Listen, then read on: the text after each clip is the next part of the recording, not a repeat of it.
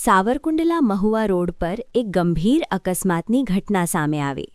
Mahuva road પર કાઢવામાં આવેલ ડાયવર્ઝનમાં ગરનાળા નજીક બોલેરો વાહનમાં બેઠેલો એક યુવાન રેલવે પોલ સાથે અથડાતા ગંભીર રીતે ઘાયલ થયો હોવાનું સામે આવ્યું. બોલેરો ચાલક પૂરપાટ ઝડપે વાહન હંકારી રહ્યો હતો.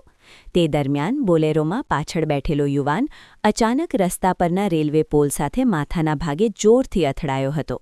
યુવાન પોલ સાથે અથડાયા બાદ બોલેરો સાથે લટકતો રહ્યો અને આશરે 500 મીટર સુધી લથડાતો રહ્યો હોવાના સીસીટીવી સામે આવ્યા છે. સમગ્ર ઘટના નજીકમાં લાગેલા સીસીટીવી કેમેરામાં કેદ થઈ ગઈ. 10 તારીખે બનેલી આ ઘટનાના સીસીટીવી ફૂટેજ હવે સામે આવ્યા. સીસીટીવીના દ્રશ્યો ખૂબ જ વિચલિત કરી શકે તેવા છે. ડાયવર્ઝનમાં મોટા વાહનો પસાર ન થાય તે માટે લગાવેલા પોલ સાથે યુવક અથડાયો હતો. જો કે આ કિસ્સામાં વાહન ચાલકની પણ ગંભીર બેદરકારી સામે આવી છે.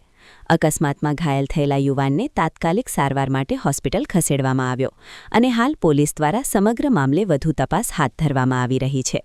સુભાષ સોલંકી, સાવરકુંડલા.